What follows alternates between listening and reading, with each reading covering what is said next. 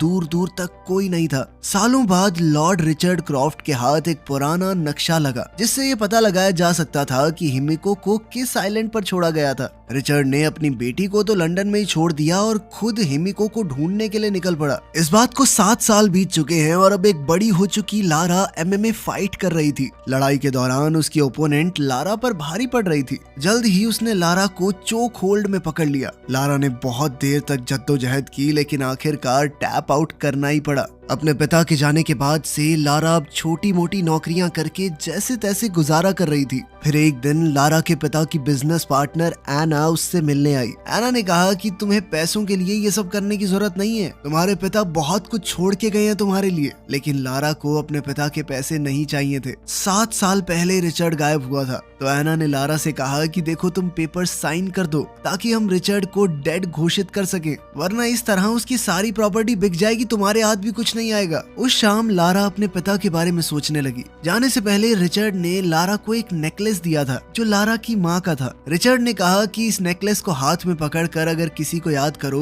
तो उस इंसान को पता चल जाता है कि उसे याद किया गया है। अगले दिन लारा क्रॉफ्ट होल्डिंग्स की बिल्डिंग में गई, रिचर्ड को मरा हुआ घोषित करने के पेपर्स पर साइन करने से पहले लॉयर ने रिचर्ड की एक पजल जिसका नाम काराकुरी है लारा को दी। लारा ने वो पजल ली और उसे सॉल्व करते ही उसे एक छुपा हुआ लेटर और एक चाबी मिली। उस चिट्ठी में लिखा था मेरी आखिरी जगह का पहला शब्द। लारा तुरंत उसका मतलब समझ गई और वहीं पर अपने पिता की कब्र के पास गई। उसने कब्र पर अपने पिता के नाम रिचर्ड का पहला लेटर R दबाया, जिसके बाद वहाँ पर चाबी लगाने की एक जगह मिली। लारा ने जैसे ही वहाँ पर चाबी डालकर घुमाई तो कब्र की दूसरी तरफ एक दरवाजा खुल गया जहाँ रिचर्ड का सीक्रेट ऑफिस था। वहाँ लारा को कुछ फेक पासपोर्ट्स, एक पुराना वीडियो कैमरा मिला जिसमें रिचर्ड का एक मैसेज था। रिचर्ड ने बताया था कि कैसे उसकी पत्नी की मौत के बाद रिचर्ड ने अपनी पत्नी से दूसरी दुनिया में दोबारा मिलने के लिए कोई रास्ता निकाला, इसीलिए उसने प्रोजेक्ट हिमिको पर काम किया। वो चाहता था कि लारा हिमिको प्रोजेक्ट की पूरी रिसर्च को जला दे, क्योंकि अगर ये रिसर्च गलत हाथों में पड़ गई तो हंगामा हो जाएगा। वहीं लारा को एक डब्बा मिला जिसके बाहर हिमिको लिखा हुआ था। जलाने की बजाय लारा ने चीजों को देखना और